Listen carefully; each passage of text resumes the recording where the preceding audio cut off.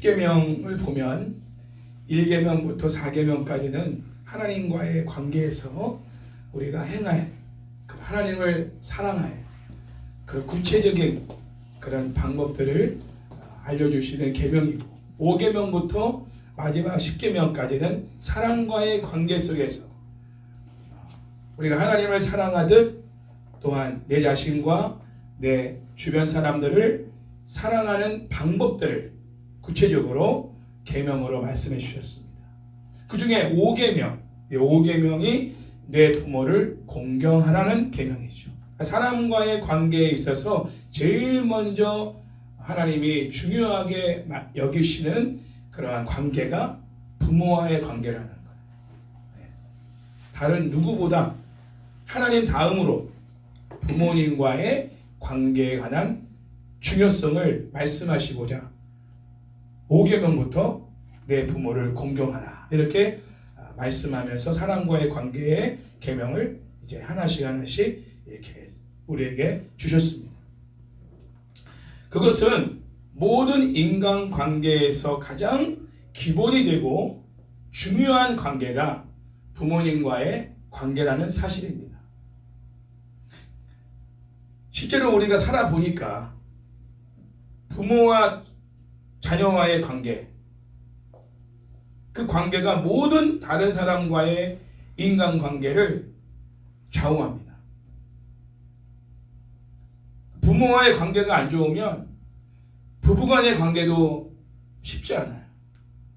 그리고 부모와 또 자식 간의 관계도, 형제 간의 관계도, 그리고 친구들과의 관계, 또 직장 생활하면 동료들과의 관계, 그 모든 관계에 있어서 부모와의 관계가 이렇게 어그러지고 또 부모와의 관계가 이렇게 회복되지 않은, 건강하지 않은 이런 삶을 살아온 사람들은 인간관계에 굉장한 어려움을 많이 경험합니다.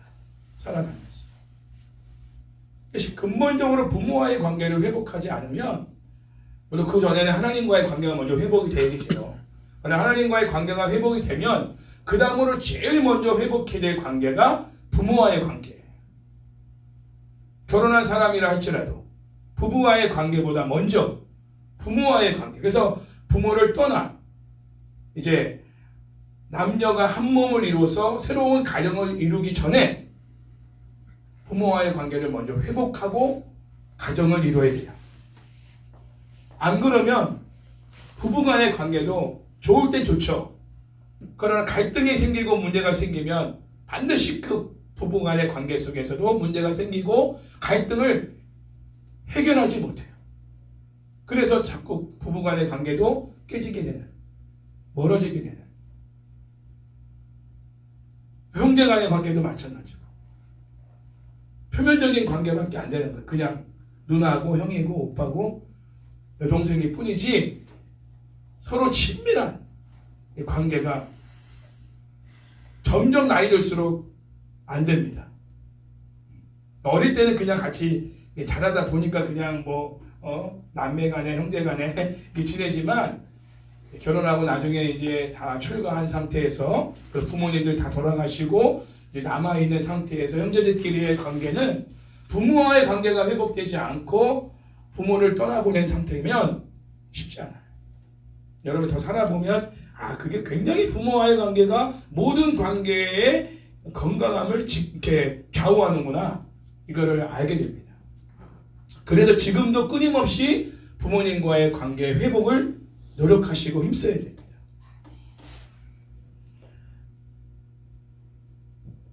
또한 우리의 나라 속담에 콩 심은 데 콩 나고 팥 심은 데 팥 난다는 그런 속담이 있죠. 우리 하영이가 속담을 잘 알잖아요. 성경 말씀을 보면 심은 대로 거둔다, 또 이런 말씀도 있잖아요.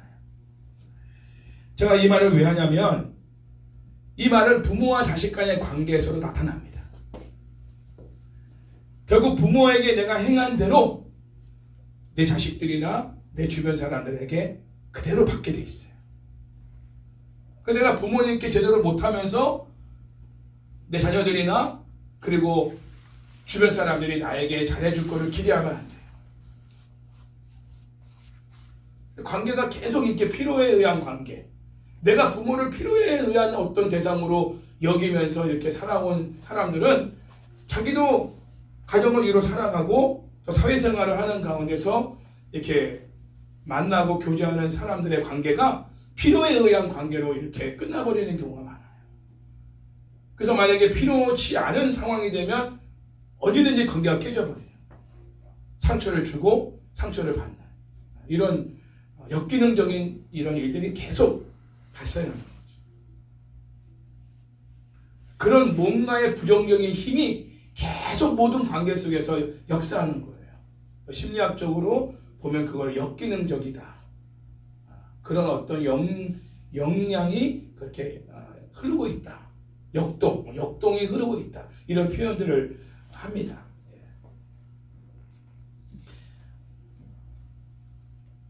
실제로 보면 성경에서 보면 또 그런 예가 있죠. 노아와 그 세 아들 셈, 야벳, 함. 그죠? 여러분 잘 아다시피 노아가 좀 실수를 좀 한번 한 적이 있어요. 그죠? 노아가 이제 포도주를 다 먹고 취했어요. 그래가지고는 벌거벗은 상태로 자기 집에서 다 누워 있는 거예요. 근데 함이 그걸 본 거죠. 함이 봐가지고는 그거를 셈과 야벳 형제들에게 가서 고자질을 한 거예요. 한마디로 말하면.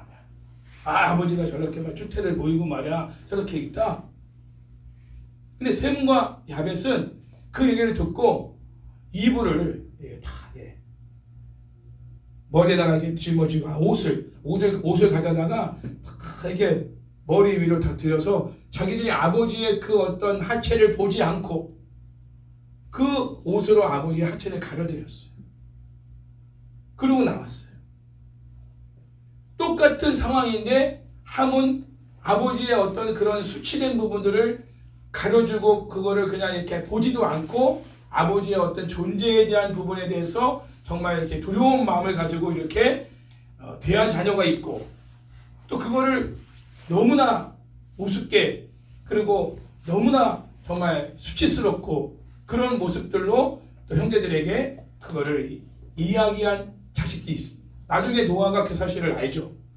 그리고는 이제 셈과 야벳에게는 너희들이 창대하게 될 것이다 라고 축복을 합니다. 근데 하나님은 그 노아의 그 기도대로 축복하시죠.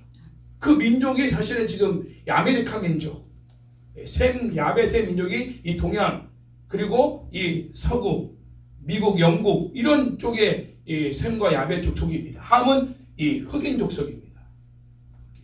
니그로 족속. 그래서 이제 그 함 자체에게는 저주를 하지 않지만 그 아들 가나안을 이제 저주하죠. 그 셈과 야벳의 종이 되게 하죠. 실제로 흑인들이 얼마나 오랜 동안 노예 생활을 했습니까?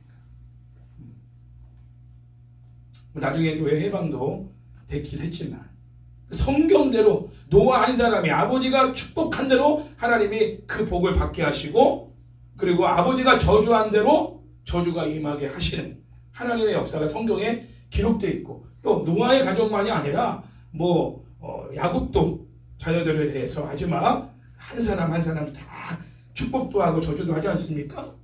이 아버지의 이 축복권과 저주권이 사실 하나님이 그대로 역사하신다는 거 성경에 보면. 그러니까 아버지는 가정의 제사장으로 세우셨기 때문에 아버지의 기도는 하나님이 그대로 그것을 받아서 이행하시는 이러한 역사들이 일어납니다. 그러니까 아버지와의 관계, 특히 어머니와의 관계가 내 인생의 어떤 축복과 저주를 가늠하는 이러한 결과도 가져온다는 것을 또한 우리가 성경을 통해서 알 수 있다는 거예요. 아무리 열심히 해도 안 되는 사람이 있어요. 별로 열심히 안 해도 잘 되는 사람이 있어요. 그렇죠? 불공평한 게 아니에요. 하나님은 공평하신 분이거든요. 그럼 원인과 이유가 뭐냐를 따져보면 이유가 있는 것입니다. 보건복지부에서 노인 학대 사례를 발표한 바에 의하면 노인을 학대한 이들 중에 아들이 50.8% 그리고 며느리가 19.7% 딸이 11.5% 배우자가 6.5% 이런 수로로 나타났습니다. 정말 아들 가진 부모님들은 걱정할 그러한 대목이죠. 무슨 일은 아니지만 배우자는 오히려 학대를 제일 적게 해요. 그 다음 딸이 제일 적고, 두 번째 며느리, 첫째가 아들. 노인 학대는 고령화 사회가 급속히 진행되면서 사회적인 문제로 지금 드러나고 있습니다. 그러나 부모를 학대하고 무시하며 공경하지 않은 자식들은 자신도 훗날에 자식들이나 다른 사람들에게 학대를 당하고 무시를 당하게 될 것입니다. 인과응보라는 말도 있지만 성경은 심은 대로 거둔다. 콩 심은 데 콩 나고 팥 심은 데 팥 난다. 하나님은 심은 대로 거두게 하시는, 그게 공평이거든. 그러니까 인생의 말년을 보면 그걸 알아요. 아, 저분이 왜 저렇게 평강을 누리고 또 장수의 복을 누리고 건강의 복을 누리고 저렇게 편안하게 살아갈까. 사실 다윗의 그 인생의 말년, 물론 짧게 살았지만 70년 살았지만 다윗이 마지막까지 존귀함을 받고 평안한 가운데 살았잖아요. 그렇죠? 다윗은 그 집안에서도 막내였잖아요. 아다시피, 그렇죠? 예, 목동이었단 말이에요. 그 집안의 그 힘든 일들, 그 아버지가 심부름하는 거를 다 순종하고 있어요. 그렇죠? 아버지에게 뭐 대들고 뭐 아버지에게 뭐 따지고 그런 적이 없어요. 다윗과 아버지와의 관계만 봐도, 이세와의 관계만 봐도 그 집안에서도 다윗은 순종하는 효자였단 말이에요. 그리고 하나님께는 뭐 당연하죠. 물론 한두 번 큰 죄를 범했지만 그 인생의 말년이 편하면서도 어쨌든 다윗이 왕이 있을 때는 천하 통일을 이룬 거 아닙니까? 그렇죠? 모든 나라가 이스라엘을 두려워했단 말이에요. 그 이스라엘이 다 통일을 이루어버렸어요. 정복을 해버린 거예요. 다윗 때. 우리 조공을 바쳐야 되는 상황이에요. 바치는 게 아니라. 이스라엘 나라를 함부로 대하지 못했어요. 왜? 하나님이 다윗과 함께 하시고 전쟁에 나갈 때마다 승리하고.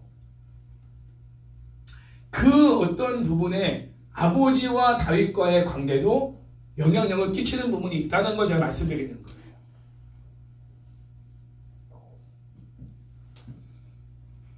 그래서 자녀들은 부모님이 살아계신 동안에 공경함으로 잘 섬겨야 합니다. 왜냐하면 부모님이 돌아가신 다음에는 섬길 기회가 없고, 그리고 섬길 기회가 없다는 건 뭐냐면 내가 하나님께 받을 복이 없다는 거예요. 부모님을 통해서 내가 부모님을 섬김으로 받을 복이 있잖아요. 돌아가시면 섬길 수가 없는 거야. 그 받을 복을 내가 놓치는 거죠. 살아계신 동안에 내가 하나님으로부터 받을 그 복을 내가 심는 거예요. 부모님께 대하는 것이. 분명히 그 10계명에도 하나님이 말씀하셨잖아요. 내가 땅에서 하는 모든 일마다 잘 되고 장수하게 될 것이다. 하나님이 구체적으로 그 복에 관한 내용도 말씀하신 게 5계명에 관한 내용이거든요. 그 명령만 하신 게 아니라 약속까지 주신 거예요. 그 부분에 대해서. 자, 그렇다면 우리가 부모님을 어떻게 공경해야 될까에 대해서 저는 이 잠언서의 말씀을 통해서 구체적으로 살펴보게 되었습니다. 22절을 먼저 한번 읽어볼까요? 어떻게 우리가 부모님을 공경하는 게 하나님의 뜻일까? 자, 22절 시작. 너를 낳은 아비에게 청정하고 내 늙은 어미를 경히 여기지 말지니라. 자, 첫째로 자녀들은 아버지의 말씀을 청종해야 합니다. 아버지의 말씀을 청종해야 합니다. 여기 아비라고 나와 있습니다. 청종이라는 말은 국어사전에 보니까 따라서 해볼게요. 이르는 대로 잘 듣고 쫓음. 네. 뭔가 이렇게 이르는 말들을 잘 듣고 그대로 행하는 거예요. 그게 청종이에요.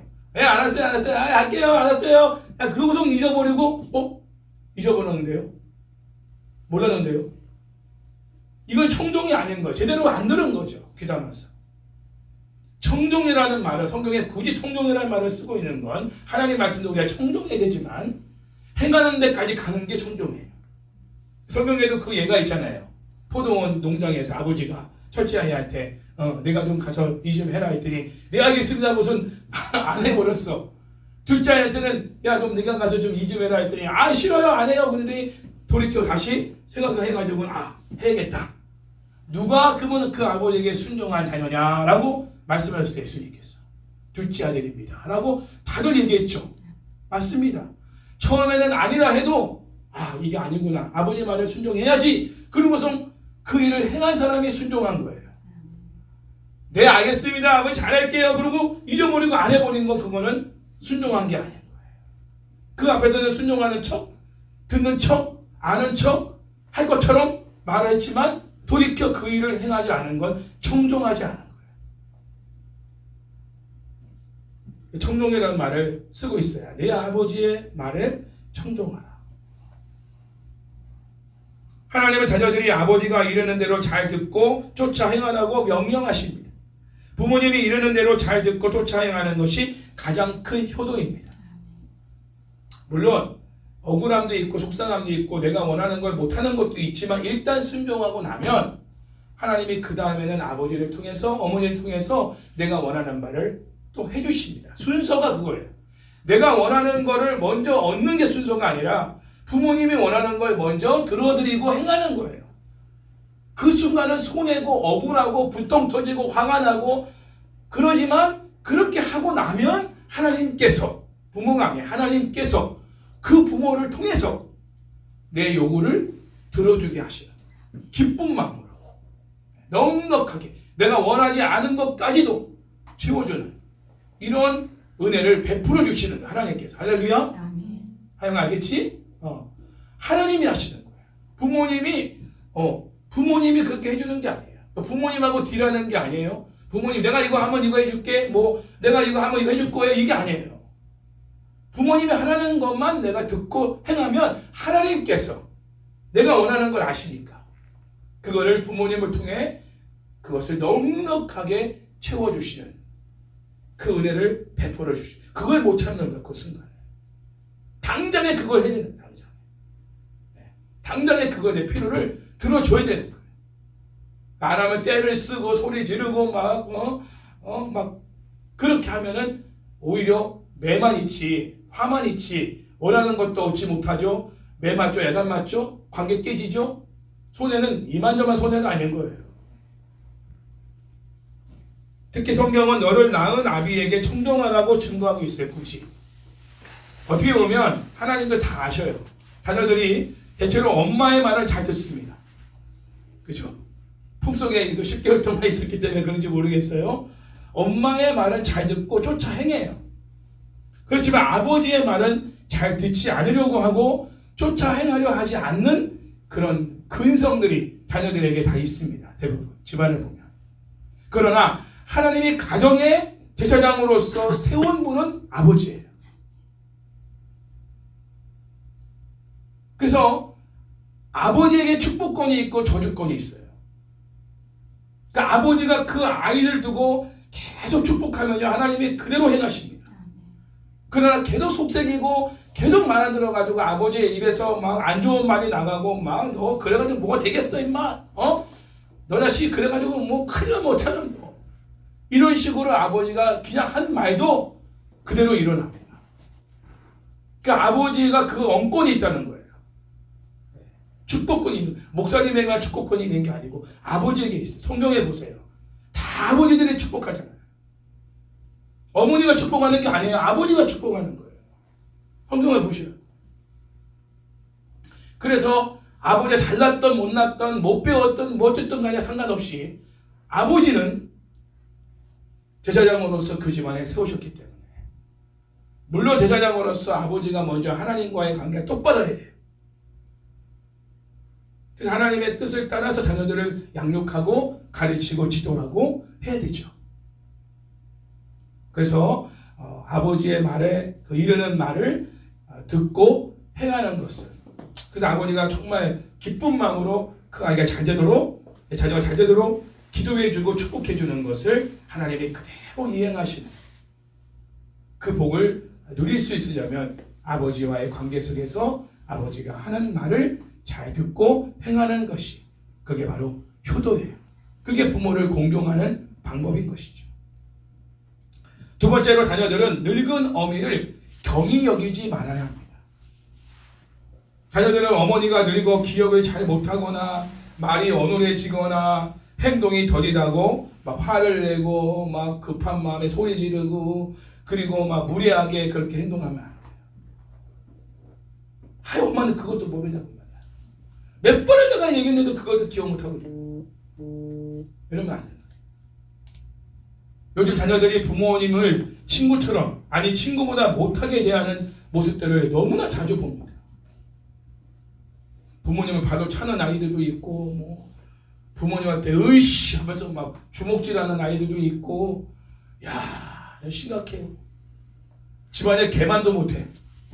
집안에 키우는 애완견만도 못하게 부모를 대하는 자식들이 있어요. 애완견은 그렇게 대하지 않아요. 너무 사랑스럽게 대하죠.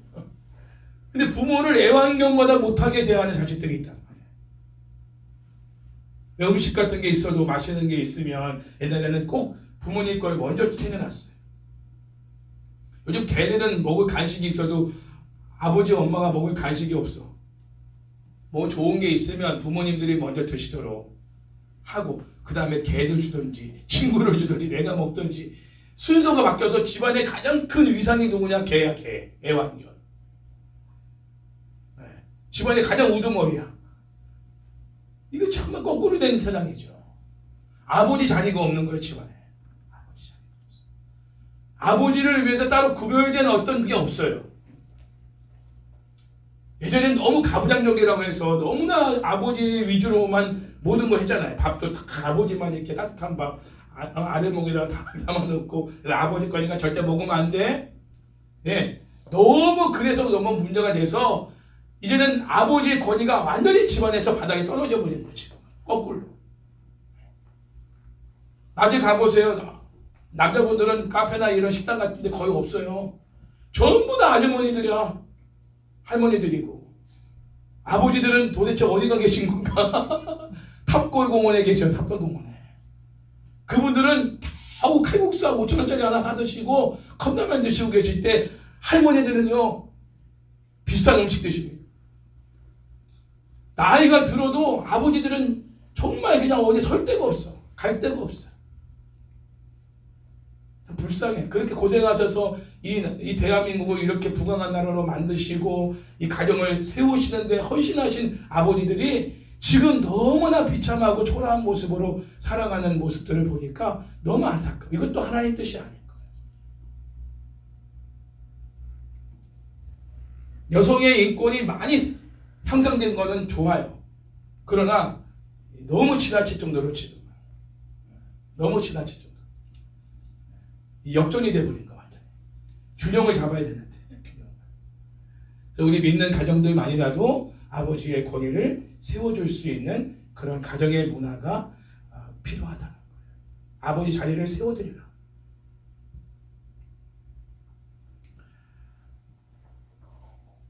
부모님께 반말을 하거나 뭐 이렇게 하는 욕을 하는 자녀들도 있어요. 부모한테.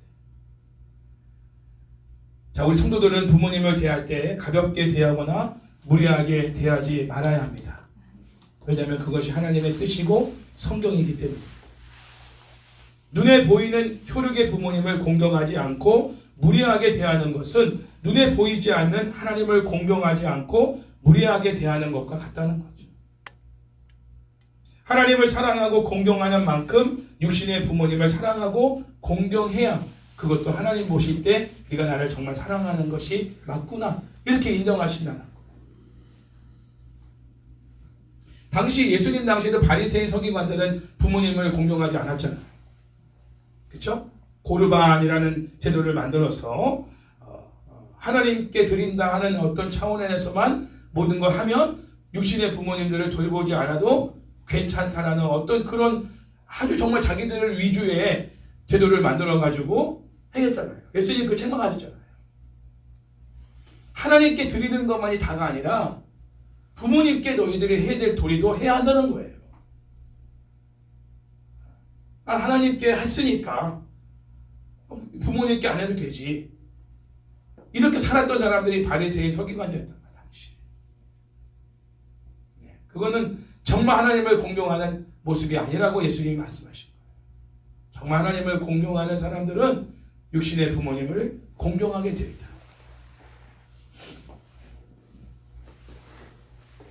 부모님께 전화를 걸어도 자기 필요한 말만 하고 딱 끊어버리는 이런 자녀들이 있어요.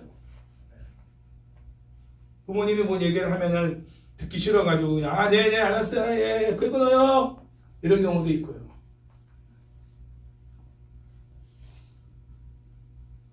그럴 때 부모님의 마음은 무너지는 거죠. 존재감이 확 무너져요. 제가 늘 그런 얘기를 하지만 우리가 친구나 또한 밖에서 거래하는 거래처 사람들이나 그리고 주변에 나하고 좀 이렇게 교제하는 어떤 사람들 하는 만큼만 부모님들을 대하면 통화를 하더라도 괜찮다는 거예요. 근데 너무 이게 상반되니까.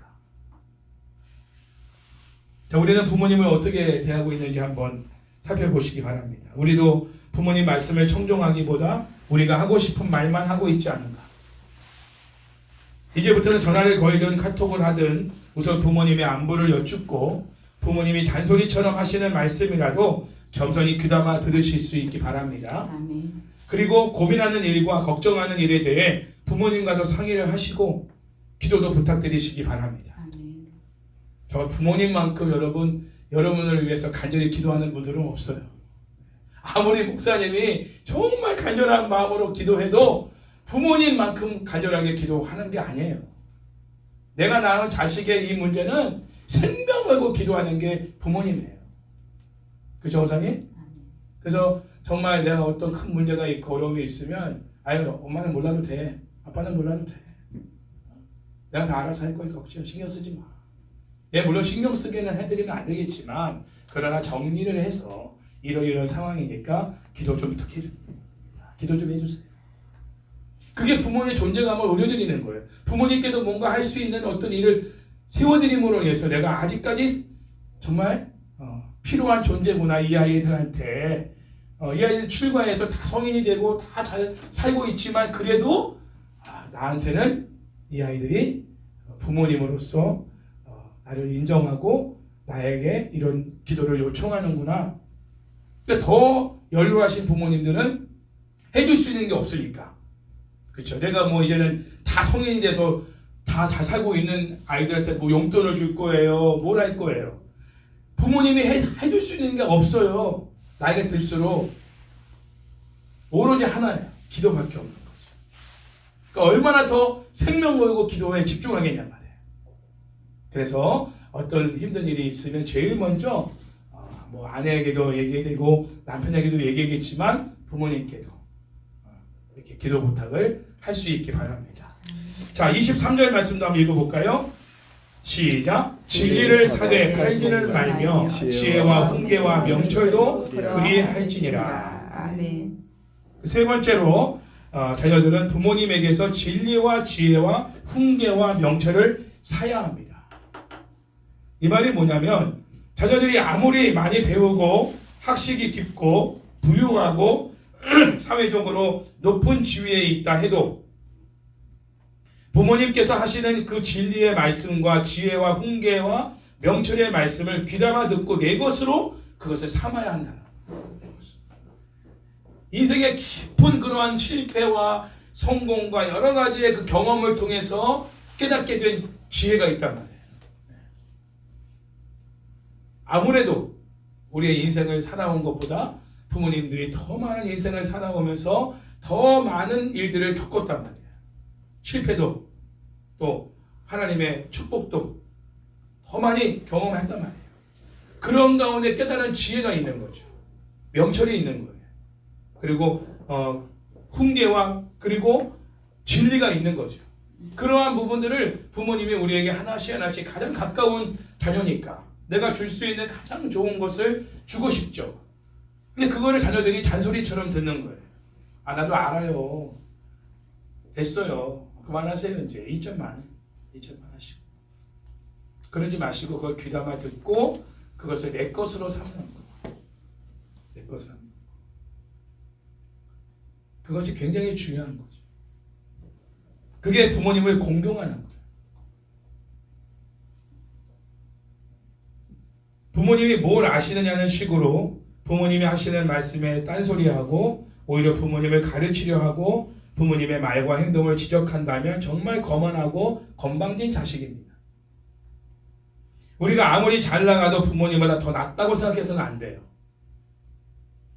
왜냐하면 부모님을 통해 지금 내가 존재하고 있기 때문에 지금의 부모님의 모습만 보면 안 돼요. 지금의 부모님 모습은 나보다 훨씬 못하게 보일 수 있어요. 모든 면에서. 지식적으로나 또 어떤 열정이나 힘이나 추진력이나 모든 부분에서 부모님보다 내가 더 지금은 충만한 전성기를 누리고 있다고 볼 수 있어요. 그러나 이런 지금의 나의 모습이 존재하기까지 부모님이 있었기 때문에 지금의 내 모습이 있는 거라는 걸 절대로 잊으면 안 돼요. 그래서 부모님이 하시는 잔소리 같은 말도 귀담아 들어야 한다는 거죠. 필요할 때만 부모님께 찾는 게 아니라, 그렇죠? 아쉽고 아프고 필요할 때만 전화해서 부모님을 찾는 게 아니라 부모님이 걱정돼서 아니면 또 깨닫는 바가 있어서 기도하는 중에 뭔가 하나님이 주시는 어떤 메시지가 있고 또 걱정해서 이렇게 하시는 여러 가지 말씀들을 여러분들이 지금 바쁘다는 이유로 그리고 내가 다 알아서 할 테니까 신경 쓰지 말라는 식으로 다 끊어버리면 그리고는 아쉬울 때 전화해가지고는 도움을 구하고 이런 관계를 부모님과 유지하면 그건 부모님을 공경하는 자녀의 모습이 아니고 부모님을 필요의 대상으로 이용하는 자식의 모습이라는 거예요. 그래도 되는 존재가 아니에요. 부모를.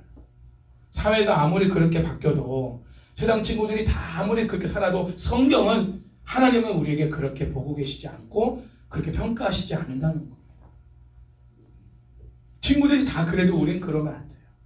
오히려 우리가 그렇게 성경대로 살아가는 모습을 자녀들에게 보여주는 것이 친구들에게 보여주는 것이 그래서 친구들이 한 사람이라도 나도 저렇게 부모님한테 못되었는데 저렇게 해야겠다라고 반성하고 돌이킨다면 영향력을 끼치는 거죠. 우리가 또 믿지 않은 집안 식구들 가운데도 형제들 간에도 이제 만약에 우리 유선 집사님 같은 경우는 누나자매가 있잖아요. 또 오홍수 형제가 있지 않습니까? 두 분이 부모님을 대하는 모습을 보고 유나자매나 오홍수 형제가 저렇게 대하겠구나. 저런 부분은 내가 좀 놓쳤던 부분이고 좀 내가 저런 부분은 못했던 부분인데 저렇게 부모님을 대해야 되겠구나라고 뭔가 깨닫고 돌이키고 또 그렇게 부모님께 대할 수 있는 영향력을 끼치는 존재가 되는 게 같은 집안의 형제들끼리도 믿음의 사람들이 다르구나. 이런 모습들을 우리가 보여주는 영향력을 끼쳐야지 그들이 그러니까 나도 그런다라는 식으로 우리 믿음의 사람들이 그렇게 그들의 기준 삼아서 행동한다면 우리의 기준은 세상 사람들인 것이지 하나님의 말씀이 아닌 거예요. 말씀은 그렇게 말하고 있지 않다. 부모님의 지혜와 훈계와 명철 그리고 진리의 말씀을 사서 내 것으로 삼아라. 그러려면 귀담아 들어야겠죠. 팔지 말라는 거는 그거를 가볍게 여기지 말라. 우리가 여러분들이 쓸모없는 것들을 팔지 여러분 귀하게 여기는 거 팝니까? 그렇죠? 우리 열심히 좀 팔고 있지만 우리 집안에서도 당근마켓에 내가 안 쓰는 거 파는 거지 내가 귀하게 쓰는 걸 왜 팔아요? 안 팔아요. 간직하고 있죠. 그렇죠? 사되 팔지 마라. 이 말은 산다는 건 뭐 대가를 지불하는 거 아닙니까? 가만히 주어지는 게 아니에요. 산다는 말은 적극적으로 대가를 지불하고 사라는 얘기예요. 부모님에게서 그런 걸. 그 정도로 귀하게 여기라는 얘기죠. 자, 그 다음에 24, 25절 말씀을 또 읽어봅니다. 의인의 아비는 크게 즐거울 것이요 지혜로운 자식을 낳은 자는 그로 말미암아 즐거울 것이니라. 내 부모를 즐겁게 하며 너를 낳은 어미를 기쁘게 하라. 네 번째로 자녀들이 예수님을 믿어 의로운 자로 설 때 부모님을 크게 기쁘시게 해드리는 것입니다. 의인이라는 것은 다 알죠, 여러분? 의인은 하나님과의 관계가 회복된 사람들이죠. 그러니까 믿음의 사람들입니다. 날마다 예수님을 믿고 의지하고 살아가는 사람들이 하나님 보실 때 의인인 거예요. 그 의인의 아비는 크게 즐거울 것이다. 그러니까 믿음의 부모님들이 가장 크게 기뻐하고 즐거워하는 건 뭐냐면 자녀들이 예수님을 잘 믿고 늘 의지하며 하나님 앞에서 의로운 자로 살아가는 모습을 보는 거예요. 아무리 용돈 많이 주고 아무리 부모님께 선물 잘하고 부모님 여행도 자주 보내드리고 맛있는 음식을 대접하고 이런 거 다 좋지만 부모님을 가장 크게 기쁘게 해드리는 건 뭐냐면 믿음 생활을 잘하는 거예요. 자녀들이 믿음 생활만큼은 똑소리 나게 잘하는 그런 모습을 볼 때 부모님들은 크게 기뻐하고 즐거워한다는 거죠. 내가 이제 천국 가도 편안하게 갈 수 있겠다. 이런 마음을 갖게 되는 거예요. 아무리 사업을 크게 하고 큰 집에서 먹고 사는데 아무 문제 없이 사는 자식이라도 믿음의 부모님 입장에서 믿음이 만약에 그 자녀에게서 부족하거나 없다면 편하게 눈을 감고 돌아가실 수가 없어요. 그러나 비록 먹고 사는 건 겨우겨우 살아간다 할지라도 또 주의 은혜로 날마다 먹이시는 대로 만나를 먹고 매출하게 먹고 산다 할지라도 믿음에 있어서만큼은 부모님이 이제 안심이 됐다. 이제 홀로 서기가 이제 충분히 가능하다. 든든하다. 이런 마음이 들면 부모님이 편하게 눈을 감고 천국으로 가실 수 있는 거죠. 저도 이렇게 자녀들을 양육해 보니까 가장 큰 효도가 하나님을 잘 섬기는 거. 교회를 잘 섬기고 성도들을 잘 섬기고 선교하고 구제하고 하나님이 기뻐하시는 일들을 찾아서 그 일을 해나가는 거. 자녀들이 뭐 수백만 원을 벌고 수천만 원을 벌고 뭐 직급이 높아지고 성공하고 이런 것들보다 그것도 기쁠 수 있죠. 그러나 믿음 생활을 제대로 못하면서 그렇게 되는 것은 오히려 근심거리예요. 그러면서 용돈 주고 그러면서 여행 보내주면요 부담스러운 거예요. 속으로는 그런 얘기를 하고 싶죠. 먼저 11조부터 드려라. 먼저 하나님께 잘해라. 그리고 그 다음에 부모한테 잘해라. 그런 말하면 듣기 싫고 짜증내니까 말은 못하고 속으로 먼저 하나님께 잘해. 그리고 부모님께 잘해. 그랬으면 좋겠다 하면서 뒤에서는 막 기도하죠. 하나님 우리한테 잘하는 것도 너무 감사하지만 하나님께 먼저 정말 잘 섬길 수 있는 그런 자녀가 되기를 원하는 거기까지 믿음을 세워주십시오. 이런 기도를 하게 되는 거예요. 그래서 부모님을 근심케 하지 않고 즐겁게 기쁘게 해드릴 수 있는 게 뭐냐? 믿음 생활을 잘 하나님을 잘 섬기고 예수님을 늘 의지하며 그분을 찬양하고 높이며 살아가는 자녀들의 모습을 보여주는 것. 그게 부모님들을 가장 즐겁게 해드리고 기쁘게 해드리는 것이다. 이렇게 증거하고 있습니다. 여러분 모두가 그렇게 살아가기를 축복합니다. 마지막 26절 말씀 볼까요? 내 아들아 내 마음을 내게 주며 내 눈으로 내 길을 즐거워할지어다. 다섯 번째로 자녀들은 마음을 부모님께 드리기를 힘쓰며 부모님이 믿음으로 살아오신 지금까지의 삶의 방식을 바라보면서 존중하고 그것을 기뻐하고 즐거워하는 것이다. 그래서 길이라는 것은 삶의 방식을 말하는 거예요. 길, 살아온 삶의 방식. 근데 여기서는 보면 의인의 부모니까 이분들도 믿음의 삶을 살아오신 부모님들이잖아요. 이 잠언서를 쓴 분도 믿음의 사람이고, 그렇죠? 솔로몬도 자녀들에게 믿음으로 살아온 자녀들에게 믿음의 아버지가 말하는 거니까 그 길이라는 것은 내가 믿음으로 살아왔던 그 길을 말하는 거예요. 우리가 하나님께서 주신 그러한 은혜 가운데서 부모님을 우리가 섬길 때에도 가장 중요한 게 뭐냐면 마음을 주는 거예요. 마음을. 제가 이번에 저번 주에 그런 말씀 들었는가 모르겠지만 어버이 날을 맞이하면서 부모님께 우리가 또 권사님도 마찬가지고 물질이 없으니까 물질로는 내가 섬길 수가 없는 상황이 돼서 야 이거 어떻게 되나 하고 고심을 많이 했어요. 아직까지 사실 이것도 해결된 건 아니에요. 마음이 편치는 않아요. 그래서 할 수 있는 게 뭔가, 그래서 마음을 드려라. 편지를 제가 이제 쓰게 된 거죠. 그래서 우리 부모님들 편지는 다 써놨어요. 내일 만나니까 내일 제가 아버지도 만나 뵙고 찾아뵙고, 그리고 이제 어머니 만나고, 점심에는 어머니 만나고, 저녁에는 장인 장모님 같이 식사 대접하고. 처음인 것 같아요. 용돈을 못 챙겨드리는 게. 그러나 그러다 보니까 더 마음을 다해서 편지를 썼어요. 그동안 감사했던 것들, 구체적으로, 실제적으로 고마운 부분들, 죄송한 부분들, 이런 것들을 짧지만 제 마음을 담아서 편지를 썼고, 이제 카네이션은 준비를 해놨죠. 그리고 식사 대접하고. 사실 그거로 마음이 차진 않아요. 그러나 오늘 성경의 말씀에 따라서 아무리 내가 용돈을 많이 드리고 정말 비싼 식당에서 다 예약을 해서 대접을 하고, 그리고 뭐 카네이션도 제일 비싼 거 사서 드리고, 또 여행도 보내드리고, 예를 들어서 그렇게 한다 한들 마음에 없는 것을 만약에 내가 했다면 부모님은 다 아시거든요. 이게 정말 진짜 마음에서 우러나서 진정으로 하는 건지, 그냥 어버이날이 왔으니까 저렇게 그냥 넘어가면 그러니까 하는 건지를 다 아셔요. 그럼 그 밥이 넘어가겠냐고, 제대로 편하게. 여행 간들 마음이 편안하겠냐고.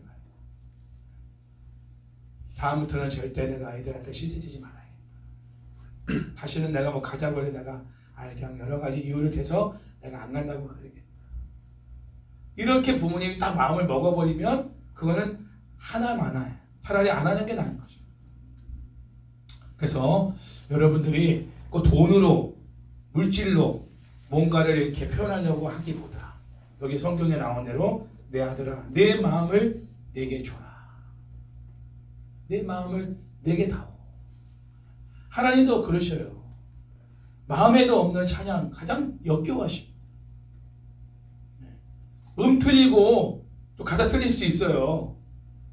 그런데 마음은 틀리면 안 돼. 마음은 틀리면 안 돼. 하나님은 마음을 보시는 분이니까. 내 마음이 정말 나를 향하고 있구나. 정말 나에 대해서 너가 이렇게 생각하고 있어서 이렇게 부르고 있구나 라는 걸 느끼실 때 기뻐하시는 거지. 마음에도 없는데 그냥 뭐 쇼를 하듯이 그냥 막 이렇게 뭐 하면요, 하나님이 고개를 다른 데로 이렇게 향하시고 귀를 막아버려요. 그래서 부모님도 마찬가지. 부모님을 향한 존경과 사랑과 감사의 마음을 담아서 편지를 써서 드릴 때 부모님이 매우 행복해 하십니다. 의례적인 그런 글들 말고, 제가 여러분에게도 감사, 헌금 봉투에다 감사한 내용들을 쓰라고 하는 건 뭐냐면, 의례적인 똑같은 내용들, 뭐 범사에 감사합니다, 한 주간도 잘 살게 하시니 감사합니다, 이렇게 하면요, 물론 마음은 여러분이 그렇지 않겠지만 쓰는 것만 그렇게 쓰는 건지 모르겠지만, 혹시 글은 그렇게 쓰더라도 마음만큼은 구체적으로 하나님 앞에 올려드려야 되거든요. 그래서 구체적으로 하나님 앞에 이런 부분이 감사하고 이런 부분이 너무나 하나님 앞에 정말 큰 은혜를 받았습니다라는 걸 여러분들 기억하라고 다 쓰라는 거예요. 그 진정한 감사를 드리라는 거죠. 진정한 감사를.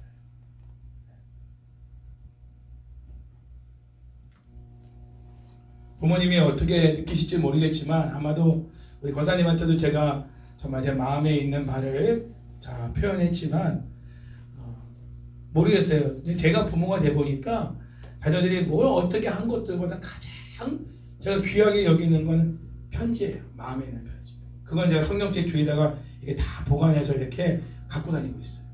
수시로 봐요. 사실 먹는 거는 그때뿐이잖아요. 근데 편지는요, 순간순간 내가 힘들고 지칠 때마다 다시 보게 돼요. 그리고 그것을 힘을 얻어요.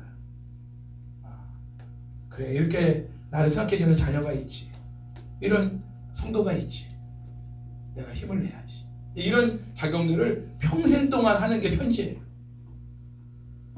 추억을 먹고 사는 거니까 사람. 추억의 가장 중요한 페이지가 편지거든요. 그래서 여러분들이 돈이 많이 드는 게 아니니까 마음을 많이 드려야 돼. 대신에 진짜 마음을 많이 써야 되고 편지 하나 쓰기 위해서 며칠 동안을 고민해야 돼요. 선물 사는 건요 금방 몇 시간이면 끝나요. 용돈 드리는 건요 그냥 시간도 필요 없어. 그냥 ATM에서 꺼내가지고 그냥 봉투에 넣어가 드리면 돼. 그러나 마음을 담을 편지는요 며칠을 준비해야 돼요. 거짓을 말할 수는 없고요. 그래서 여러분들이 올해는 좀 그런 시간들을 좀 가지면 좋겠다. 저는 그렇게 할 겁니다만 여러분들도 언젠가는 또 그렇게 표현할 수 있기 바랍니다. 어려서는 제가 그렇게 하지 못했지만 또한 여기 보면 나이가 들면서 저희 어머니께서 지금까지 하셨던 그런 일들에 대해 관심을 갖고 그 일들을 존중하고 그 일들에 대해서 함께 즐거워하는 모습을 제가 보여드리고 있어요. 녹음하시는 일들, 찬양 사역 하시는 부분들. 내가 어렸을 때는 그거 왜 하나? 돈 들어가는 거 저렇게 왜 하나? 저렇게 굳이 저렇게 일주일 동안 저렇게 열심히 녹음하고 저렇게 남들 가르치고 괜히 또 뒤에서 또 마음 상해가지고 또 안 가르치네 어쩌네 그러시고 왜 저렇게 힘들게 사시나? 내가 사실 관심을 안 가졌어요. 부모님이 하는 일에 대해서. 근데 제가 언젠가 어느 자리에 가보니까 나 빼고 모든 사람들이 어머니를 존경하더라고. 다른 사람들은 어머니를 위대한 사람으로 생각해. 대단한 사람으로. 그리고 다 서포트해주고 우리 어머니가 뭐 하는다 하면 물질도 내주고 뭐 몸으로 떼어주고 차로 막 픽업해서 데려다 드리고 그런 분들이 내가 아닌 다른 사람들이 그 역할을 하고 있는 거야. 내가 너무 초라하게 느껴졌어요. 내가 누군가? 저분에게 나는 누군가? 이런 생각을 하면서 오히려 자식인 내가 어머니가 하시는 일들을 더 존중하고 인정하고 칭찬하고 축하해드리고 함께 즐거워하지 못했구나. 그때 어머니 그때 카페 빌려가지고 그때 발표회 하셨을 때 우리 은정이하고 아이들도 같이 마을이도 그때 너무 제가 한 사람씩 다 돌아가면서 우리 김고은 목사님은요 하면서 다 이렇게 얘기를 한마디씩 했어요. 순서상 그분들 다 그렇게 생각하더라고. 눈물을 흘리면서 막 우리 어머니 막 고백을 하시는데 내가 너무 부끄러웠어요. 내가 아들로서 그 자리에 앉아 있으면서 이제라도 어머니가 하시는 일들을 내가 그게 어머니 살아온 삶의 방식이니까 그 길을 즐거워할지니라. 함께 즐거워할 수 있는 이런 축하해드릴 수 있는 이러한 내 자신이 돼야겠다는 생각을 뒤늦게 저도 그 부분은 갖게 된 겁니다. 이 말씀을 준비하면서. 사실 부모님들은 우리가 뭐 100점만 받아와도 막 붙여주고 뭐 잘했어 야 저거 그렇게 해주셨잖아요. 근데 우리는 부모님들이 뭔가를 해내고 뭔가를 했을 때 그렇게 축하를 해드리고 기뻐하지 못했던 것 같아요. 그렇죠? 우리 어머니는 나한테 굉장히 많은 지지를 해줬던 분이거든. 나는 그런데 어머니에게 그런 지지를 못 해드린 거야. 그래서 되게 굉장히 그 부분이 죄송스러운 마음이 있어서 이제라도 늦기 전에 이렇게 표현하려고 하는 부분들이 있어요. 음식을 이렇게 뭔가 준비해도 우리 엄마가 만든 음식이 최고야. 물론 같이 사는 집안에서는 지혜롭게 해야 돼요. 우리 아내가 만든 것도 최고야. 제일 최고야. 그래도 이해하셔야 돼요. 네. 그러나 개인적으로 있을 때는 엄마가 만든 게 정말 음식이 역시 어디서 먹어보는 식당의 음식보다 최고야. 그분이 하신 일, 그분이 좋아서 하는 그 일에 대해서 정말 함께 즐거워하고 기뻐하고 축하하고 존중하는 이게 효도구나. 다른 게 효도가 아니에요. 인정해 드리는 거죠. 그걸. 돌아가시기 전에 여러분들이 그런 표현들을 수시로 자주 할 수 있기를 바랍니다. 마지막으로 여러분들에게 부탁하고 싶은 거는 부모님들이 잘 귀가 안 들려서 뭔 얘기를 하면은 잘 못 알아들을 때가 있어요. 그러면 또박또박 상냥하게 다시 말씀해 드리시고 이해할 때까지 설명해 드리시기 바라요. 부모님보다 앞서서 혼자 빨리 걷지 마세요. 고사님은 아직까지 제일 먼저 앞줄로 가시니까 뭐 아직은 해당 사항이 없지만, 고사님도 다리 힘이 빠지면 안 되지만 또 천천히 걸으실 때가 있을 거예요. 그 여러분들이 먼저 빨리 걸어가지 말고 보폭을 같이 맞추면서, 때로는 손도 잡고 같이 이렇게 동행하면서 같이 걸으면서 대화도 하고, 또 상태도 좀 살펴보고, 불편하신 부분이 있으면 물도 좀 드시고 가시라고 물도 좀 챙겨드리고, 보폭을 맞추고 함께 걸어가는 거. 저도 잘 못했어요. 근데 우리 어머니가 너무 천천히 걸으시니까 내가 아무리 천천히 걸어도 어머니보다 빨라. 천천히 걷는 게 진짜 힘들더라. 내려놓음이 필요해. 목적에 대한 어떤 내려놓음이 필요해. 빨리 가서 뭘 해야 된다는 이 어떤 그 업무적인 그런 어떤 목표 지향적인 걸 다 내려놔야 그 보폭을 맞춰 걸어갈 수가 있어요. 그러니까 집중하는 거죠. 어머니에게 내가 뭔가 100% 집중하지 않으면요, 그 보폭을 맞추기 힘들어요. 다른 데 뭔가 마음이 가 있어. 그 대화할 때는 핸드폰을 잠깐 좀 닫아놓으세요. 부모님과 대화할 때 핸드폰 보지 마시고. 아무리 바쁘게라도 그런 게 있잖아요. 사람의 존재감을 느낄 때 그때래요. 내가 대화하고 있는데 전화가 왔어. 그런데 잠깐만요. 그러면서 제가 중요한 분하고 지금 대화하고 있어서요, 이따 전화하겠습니다. 그러면 상대방이 내가 정말 이 사람보다 더 중요한 사람이구나 라고 여겨지니까 다른 말이 필요 없어. 그 자체로 존중을 확 올라가는 거야. 근데 내가 막 중요한 얘기하고 있는데 잠깐만은 말도 안 하고 그냥 전화 통화하면서 막 오랫동안 통화해버리면 나는 뭐야? 나 혼자 밥 먹고 있는 것도 참 불편한 거잖아.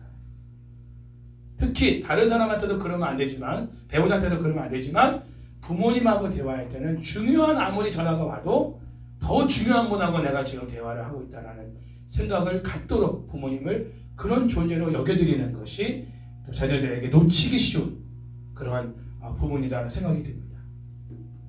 그리고 부모님들이 치아가 많이 빠져서 음식을 빨리 드시지 못하시니까 부모님과 함께 식사 속도를 맞춰서 천천히 식사를 하세요. 부모님이 한 얘기 또 하고 또 한 얘기 또 하실 때도 귀찮아하지 말고 처음 듣는 이야기인 것처럼 반응하며 듣고, 그랬어요? 그랬군요? 하면서 거기에 대한 리액션을 여러분들이 좀 더 격하게 반응을 해주시면 좋겠습니다. 우리가 어린아이였을 때 부모님이 우리에게 먼저 그렇게 대해주셨기 때문에, 여러분들이 별거 아닌 거 가지고 막 표현할 때 부모님들이 거기에 대해서 같이 반응해 주셨거든요. 우리가 어느덧 부모님의 보호자 역할을 할 나이가 되어서 부모님을 모시고 병원에 다니는 그런 일들이 자주 있지만, 그 또한 부모님이 우리에게 먼저 보여주신 사랑이라는 거죠. 우리도 곧 자녀들에게 보호를 받아야 될 나이가 될 것입니다. 아까 뭐라고 했어요? 심은 대로 거둔다. 내가 부모님에게 그러한 때 내가 도움이 되지 못한다면, 내가 정말 도움이 필요할 때 자녀들에게 그런 도움을 받기가 어렵습니다. 기대도 하면 안 돼요. 내가 하지 않았는데. 부모님이 살아계신 동안 부모님들의 어떤 상태를 잘 살피고, 바쁘겠지만, 내 할 일도 너무 바쁘겠지만 부모님들의 동태와 상태를 잘 살피고 거기에 맞춰서 여러분들이 반응을 하는 그 태도가 많은 용돈 드리고 많은 선물 드리고 비싼 카네이션으로 1년에 한 번 이렇게 기쁘게 드리는 것보다 훨씬 성경적인 효도요, 부모님을 공경하는 모습이라는 사실을 여러분이 꼭 기억하시고 오늘의 이 말씀을 실천하여 하나님의 뜻을 순종할 수 있기를 주의 이름으로 축원합니다.